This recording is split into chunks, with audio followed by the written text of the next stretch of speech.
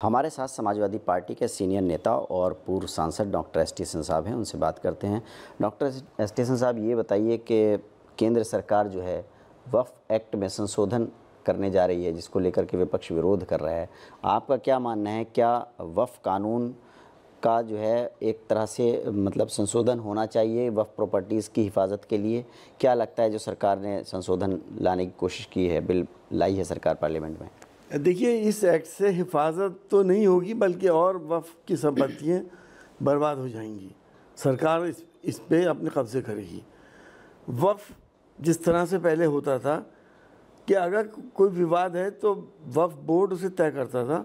अगर आदमी कोई सेटिस्फाई नहीं है तो ट्राइब्यूनल में जाता था। ट्राइब्यूनल में सरकारी लोग होते थे और जजेस होते थे। अगर उससे भी सेटिस्फाई नहीं है तो हाई कोर्ट जाता था, हाई कोर्ट से फैसला होता था।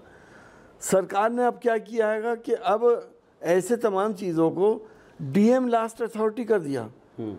डीएम, अगर आपका कहीं डिस्प्यूट है और डीएम ने ये कहा कि साहब आप दोनों का डिस्प्यूट है, ये तो सरकारी संपत्ति है, तो डीएम तो वही फैसले सुनाएगा जो सरकार चाहेगी। सबको मालूम है, वरना उसके बेचारे ट्रांसफ़र हो जाएगा। तो वक्फ का इन्होंने एक मजाक सा बना दिया। वक्फ होते हैं वक्फ अलल औलाद और वफ़ अलल खैर।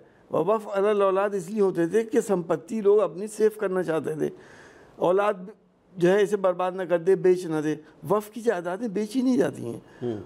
वफ़ अलल खैर में चैरिटी के काम होते थे।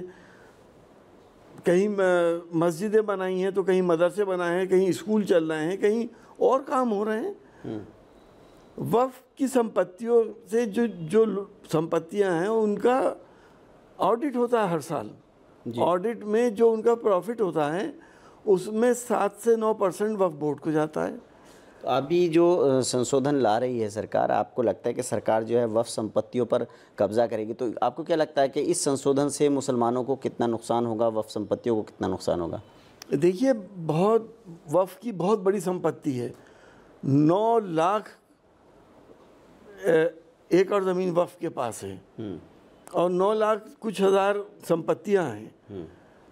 वक्फ होना ये चाहिए था कि इन सब की हिफाजत हो।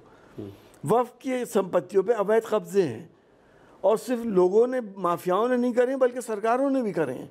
सरकार कह रही है कि जो अवैध कब्जे लोगों ने वक्फ संपत्तियों पे कर लिए हैं उसको बेदखल करने के लिए ये संशोधन हो रहा है कानून में। और सरकार ने जो कब्जे कर रखे, दिल्ली के अंदर कुछ प्रेस्टिजियस बिल्डिंग्स ऐसी हैं जो वक्फ की जगह पर बनी हुई हैं। तो सरकार उनको ऐसा कोई कानून लेके आए कि वक्फ की संपत्ति फ्री हो और वक्फ का असल जो वक्फ करने वाला चाहता था वो काम हो, ताकि उसको भी उसका सवाब मिले। अब क्योंकि सरकार के पास अब ज़मीनें तो है नहीं, उन्हें आसान तरकीब ये नज़र आ गई कि वक्फ के पास बहुत ज़्यादा ज़मीन है, इसको लो, अपने चहीतों को बांट दो। और सिर्फ वक्फ ही नहीं, मंदिर और मठों की भी लेंगे। अभी आप देख लेना, उनके पास भी बहुत संपत्ति है। तो ये कोई मामला हिंदू मुसलमान या उसका नहीं है, ये मामला सरकार की बदनीयती का है। पड़ोसी मुल्क है बांग्लादेश, उसमें सत्ता तख्ता पलट हो गया है। शेख हसीना जो है इंडिया आ गई हैं, वहाँ पे जिस तरह से दंगे हो रहे हैं, अराजकता फैली हुई है और जो वहाँ के अल्पसंख्यक हैं हिंदू, उनको मारा जा रहा है, आगजनी हो रही है। इस पर आपको क्या लगता है, क्या होना चाहिए? देखिए, बड़े अफसोसनाक हालात बांग्लादेश के हैं। वहाँ के अल्पसंख्यक बहुत परेशान हैं, बहुत जुल्म हो रहा है उनके ऊपर। और हद तो ये हो गई कि छोटे बच्चों को भी छीन के लेके भाग के जा रहे हैं। वो इस वक्त बहुत दुविधा में हैं, बहुत परेशान हैं। हम सबका फ़र्ज़ ये बनता है कि हम उनके आंसू पोंछें। हम अपनी सरकार से आपके माध्यम से डिमांड करते हैं कि यूएन में मसला इमरजेंसी के हिसाब से उठाएं और यूएन को इस बात के लिए बाध्य करें कि वहाँ पे पीस कीपिंग फोर्सेस जाएं और उन गरीब हिंदुओं को, परेशान हिंदुओं को बचाएं वहाँ से। और अगर यूएन इसमें सक्षम नहीं है तो हमारा ये इतिहास पहले भी रहा है कि जब बांग्लादेश ईस्ट पाकिस्तान हुआ करता था 1971 में और इन लोगों के ऊपर बहुत जुल्म हुआ था, तो उस वक्त की prime minister Mrs Indira Gandhi ने मुक्ति वाहिनी, जो बांग्लादेश की एक वाहिनी बनी थी आज़ादी के लिए, उसको सपोर्ट करने के लिए इंडियन आर्मी को उतारा था और पीस कीपिंग फोर्स भेजी थी। हमें भी वही काम अब करना चाहिए, हमें हिम्मत जुटानी चाहिए। हमारी सरकार खामोश क्यों है अभी तक? ये बताइए, मतलब आप कह रहे हैं कि हमें सेना भेज देनी चाहिए उनकी हिफाजत के लिए बांग्लादेश में। भारत में सीएए कानून है, वहाँ पर धर्म के आधार पर अगर उनके साथ उत्पीड़न हो रहा है तो क्या भारत सरकार को सेफ पैसेज देना चाहिए अपने भारत में, उन हिंदुओं को शरण देनी चाहिए जो बांग्लादेश में धर्म की वजह से प्रताड़ित किए जा रहे हैं? यकीनी तौर पे हम लोग वासुदेव कुटुंबकम के अलंबरदार हैं, उस रास्ते पे हम चलते हैं। इंसानियत के लिए हमने बहुत बड़े बड़े काम करे हैं। अब सीएए बन गया, उसका मकसद ही ये था बांग्लादेश के जो जितने हिंदू भाई प्रताड़ित हो रहे हैं उनको सेफ पैसेज मिले, और उन्हें ऐसे लोगों को जो बिल्कुल असहाय हैं, मजबूर, लाचार हैं, उन्हें हिंदुस्तान में आने की इजाज़त मिले और उनकी पूरी रक्षा की जाए।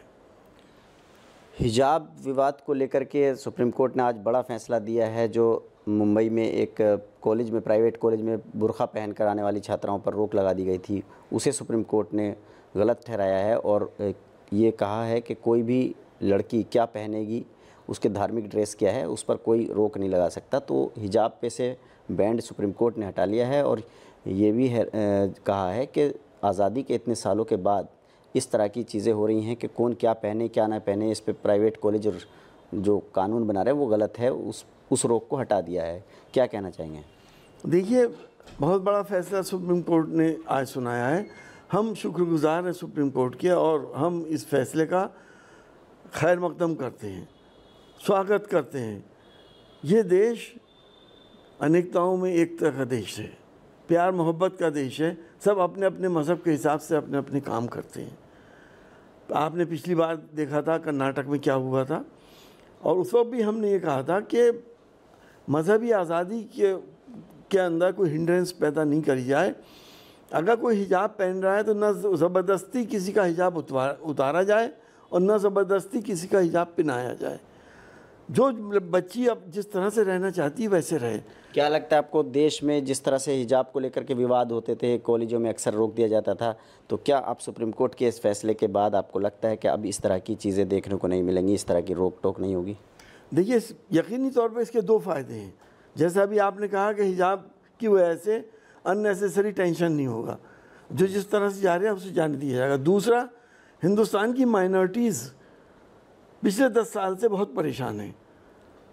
कल को ये भी हो सकता था कि सरदार भाइयों से कहते कि आप अपनी पगड़ी उतार दो, कृपाण मत लेके जाओ। ये भी हो सकता था कि कोई हिंदू भाई अगर भगवा कपड़े पहन के जा रहा तो उस पर भी बैन लगा देते, कोई मुसलमान दाढ़ी रख के जा रहा तो उस पर भी बैन लगा देते।